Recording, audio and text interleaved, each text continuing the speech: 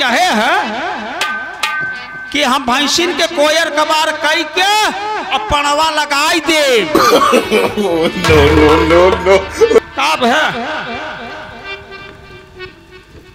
का कहत है? हम ही कहते कहत हम हैरान हो। अरे हमारे कभी सुना थे बोल। हम ही कहता है कि जवन तई सहेजे है भैंसिन के कोयर कबार कई के हम पड़वा लगाई दे। तेरे माँ है नहीं पड़वा नहीं भैंस लगावे की बात। पहले बताओ का कही तोरे दिमाग के कही हमारे कहबे का मतलब तो नहीं समझ पाए। हमारे कहबे का मतलब ई कि भैंसिन के कोयर कबार कई के और वही नदिया में पड़ाउनो लगाई दी। चला तो साइड हो। हेलो हेलो देखा तोर से खाद खाद मुटान भाई हो। ए हरा हेलो जी माँ जी। जी माँ जी नहीं जाते हम पूजा करें। अब पूजा कई कलौती तो है घर में भोजन बना रहा है। छुटकवा बेटवा आ जाए भोजन कई कहमा पढ़े चला कर है।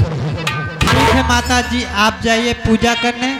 पूजा करके आएंगी तो मैं भोजन तैयार रखूंगी। अगर ऐसा न है तो तहा पिठा है हमारी लाठी याद रखे रहे। याद ही नहीं है मैं भोजन तैयार रखूंगी। जाते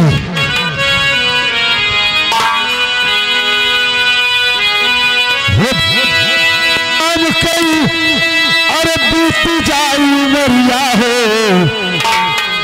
तब भजल राम नाम कई अरे बीती जाई मरिया हो थरिया एक दिन माटी में मिली भजल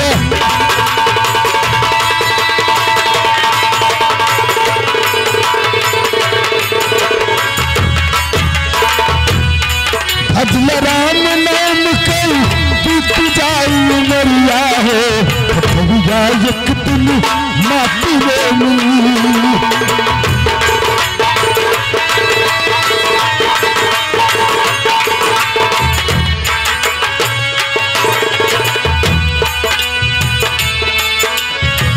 दौलत सब एक साथ है ये कहूँ साथ न गई है।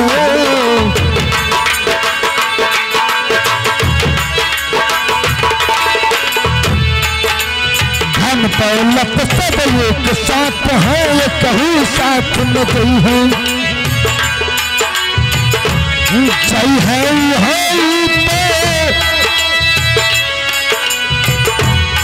जय है अरे पवन कई के फरियारा फरिया एक दिन बात में मिली।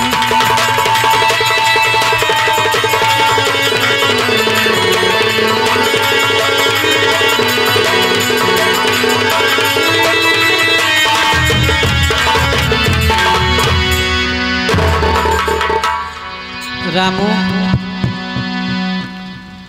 रामू हाँ भाभी आप ऐसा करो हाँ चलकर मेरे साथ रसोई घर में हाँ हाँ थोड़ा मेरा हाथ वाई करो रामू।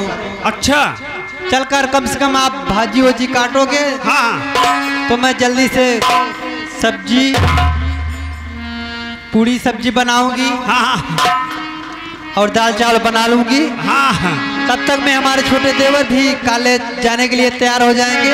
भोजन करा के उनको कॉलेज भेज दूंगी। सही कहता हूँ। वो कॉलेज जाएंगे। कॉलेज के बाद माता जी पूजा करने गई हैं। पूजा करके आएंगी तो उन्हें भी दोपहर भोजन नहीं मिलेगा। हाँ, हाँ। तो जानते हो मेरी सास ना। अरे हम जानत है एकदम महादलित दरिया।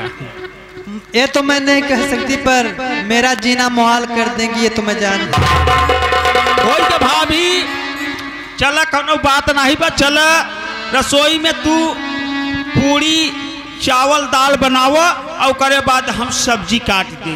सब्जी में हम भिंडी काट दे। भिंडी के बढ़िया सूखी सब्जी बनाओ और करे बाद हम कटहर छोल जी जी हम कटहर छोल लगी और जब कटहर छोल दे काट दे तो ओकर रसादार बनाई दे। कहिए हम कहबू तो हम ले सुनौ नीच दे।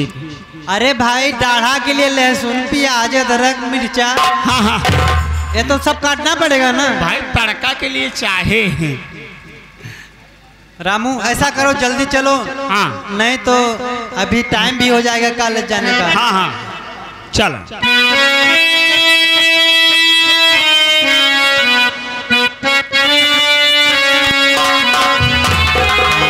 कि हम बनई भोजनवा हो देवरू हमारे आवेला।